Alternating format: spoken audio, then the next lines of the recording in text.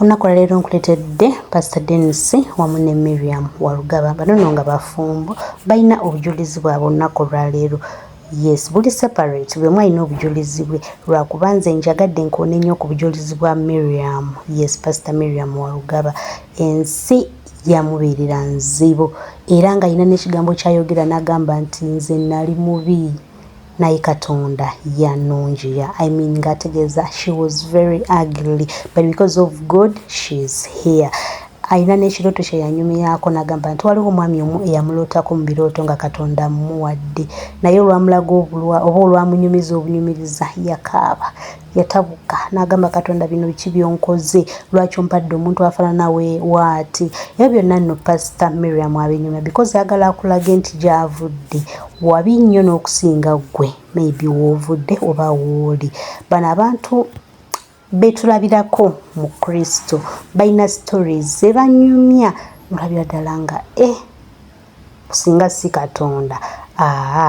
Naye nga ne Pastor Warugaba Dennis naye alina story ye ey'okugezesa Mukama. Bino nno nange nabirimuko naye olwaliro kankwe Pastor Dennis naye akunyumiza kasolozi bwe yagezesa Mukama ng'ali mu Costa n'ayagala omukyala just ayatule obulokozi Katonda abeere nga amuwonya ekyo kyali kimutawanya. Namugamba gwe tugenda kuyisa mu ddinisa singa ekintu ekyo tekituukirira kambakuwe bombi babiri kubanga balina stories zewetaaga okuwulira.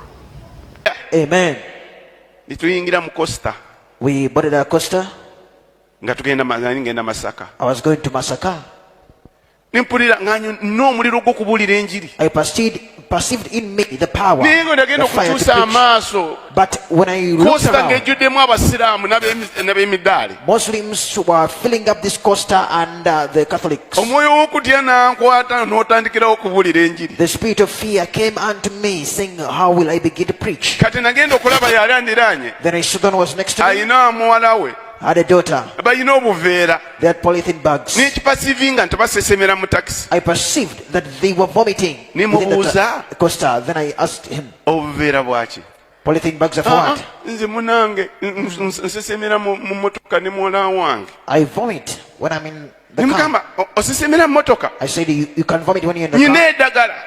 I have the cure. Eryo bw'olukozesa togenda kuddayo kusesema. When you use this medicine, you'll not go Nangamba back. ddagala ki? Then I said, it's Ningamba just a bw'okkiriza Yesu n'olokoka. I said, when you believe in Jesus, Toddayo kusesema mu motoka. you'll no more vomit within Kati the yali car. amuwulidde n'agamba ayogera ki? The one who had that sin, what did he N'ekiddamu say? ningamba bw'akkiriza Yesu n'alokoka. I said again, I said, if she believes in Taddayo Jesus, kusesemera mu she will taxi. no more vomit when in the taxi. Ndinga eyali aleese olutalo It's like I'd wedged a wall mu Costa. within the Costa. Ne bamugamba lokoka. He told her, get Mwana saved. mu akatambuliki n'agamba sebo There was a tablet said, sir, bw'alokoka Yesu wo n'atasobola kusitupira when she gets saved, tugenda the next kufulumiza day, mu "What? ddirisa eryo. We are going to take you out through Kati that nange window." ninwulira obuvumu I also got the ningamba boldness. kale bw'aba akkiriza I lokoke. said, if she believes, let her get saved. Abantu abaali mu Costa ne bagamba lokoka People were in the Costa said, get lokoka. saved. Omukazi n'akankana Get ningamba saved. lokoka. She shivered, get saved.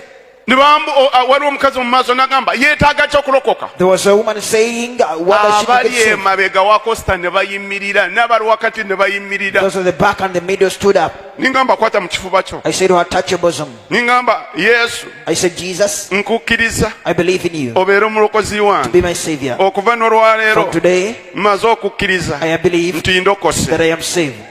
Ate olowooza n'okumusabira namusabira Do you think endulu I ne prayed for her? zivuga. People screamed. Nange muli Even I within, nga ŋŋamba ali mu nze. saying the one in me. Najja mu kifo kino mu 96.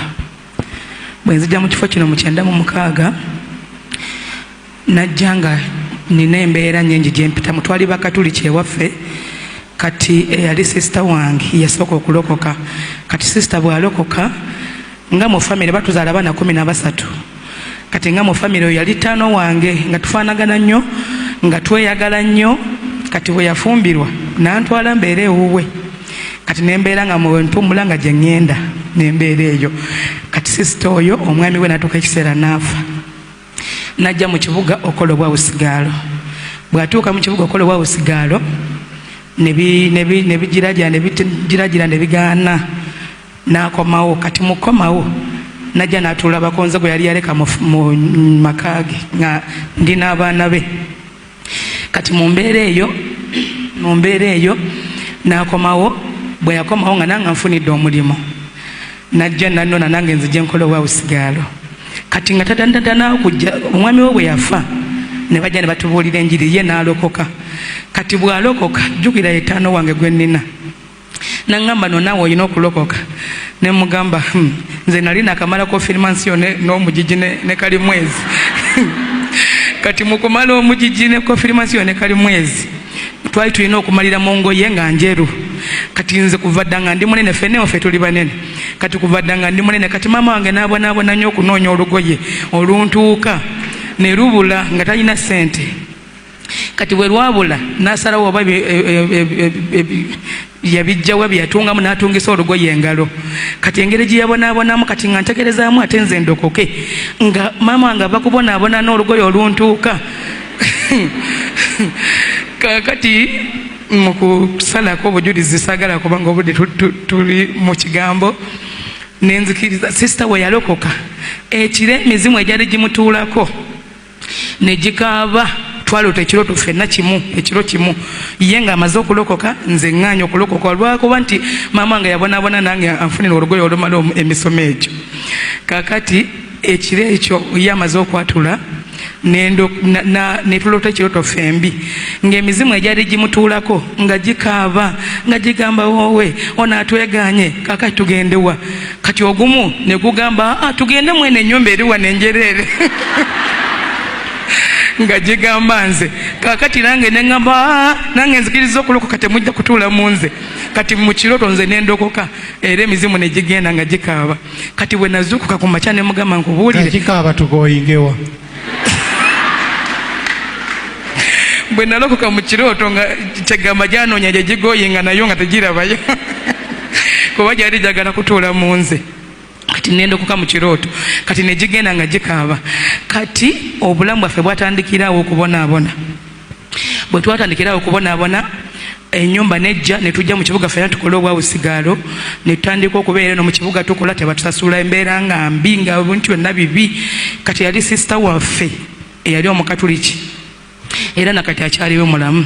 Kati sisita oyo nga tubeerawo Nalukolongo n'agamba nze wano sisuza balokole, ffe tuli Bakatuliki. Kati twali Bakatuliki bali nga ne buwositi obusigalawo bwonna bafaaza babuwaffe mu famire. Maama yali omukulu w'abafumbo mu kyaki. Kati nga obuwositi bwonna obusigalawo nga ffe batusimbisa layini famire nga ffe tubulya. Mukama mulungi yeebazibwe nnyo. Kati mu mbeera eyo tuzze gye tukola obusigalo tebatusasula, tubonaabona nnyo. Kati mu mbeera eyo y'okubonaabona yali nnene nnyo. Sisita n'akoowa mu olugendo lw'obulokozi nga bw'omanyi nti waliwo wotuka ekiseera n'osaba n'olaba nga Yesu takwanukula. Kati mu mbeera eyo sisita n'agamba Yesu mumusabye agaanye. Ye n'afuna omusajja. Bwe yafuna omusajja yafuna wa siriimu era n'afa. Sisita siriimu teyamulumira bbanga ddene ng'abantu ng'abalala nti balwawo. Sisita ye n'afa.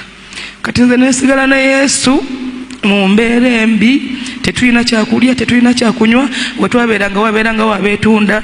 Kati sisita waffe aliwo n'agamba nga oli awo otuuziza ki supermarket kiri awo kitudde butuuzi, bali abalala bagenda ne beetunda ne bafuna ekyokulya. Naawe genda weetunde.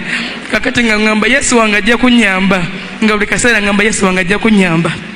Nali nkyali awo omwana gwe nazaala eggomba, nazaala wange najja naye nga amuwese ku mugongo n'amuleeta. Bannange agenda okutuuka omwana okumuleeta gwe bajja eggomba ng'omwana ennyengere zaamuluma, yasigazaako liiso. Kati nga yenna ennyengere zaamuluma nga buli we zimuluma nga zijjawo olususu nga yagongobala. Kati omwana twamulekayo mu tayimu y'okujja eno okukola obwawusigaalo nga tusobola kujja kukola bwawusigaalo n'omwana ne muteekayo ewaabwe.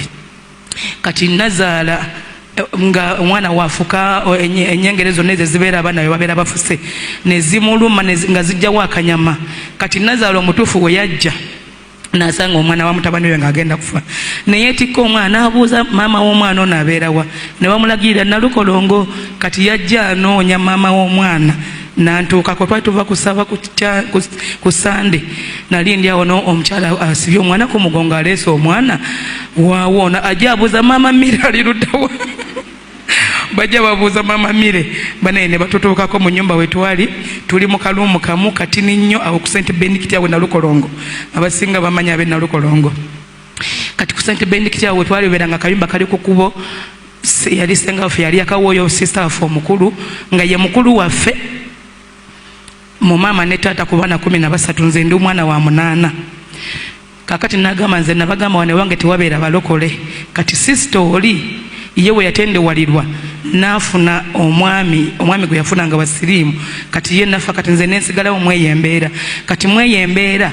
mwe bandetera omwana ng'emifaliso yagitujjako nagisiba kalabba k'ennyumba ne maama omukeka gwe yali yatulukira nagutuweereza nagwo nagamba nze mukulu baguwanze nagwo nagusibayo kalabba kati nga tusula ku kapeti buno bukapeti bwe basiimuula kati nga ava ku kitanda kya waggulu najja nakulinnyalinnya owalokoka wagaanira wano olinga gumulekwa gwana gwe toyina nnyoko ne kitaawo gyebali genda ddayo nga ekyamazima siina wenzirayo kati mu mbeera eyo embeera yali nnyingi nnyo ne wabeerawo mukwano gwange nandagirira okujja mu kifo kino kati bwe ntuuka mu kifo kino embeera yali nnyingi nnyo sijja gibagamba olw'obudde ne ntandika okwagala Katonda ne batuyigiriza wano okulongoosa omutima okubeera nga okusonyiwa kolako ki naye bane ng'onoonya ne woosonyiyira nno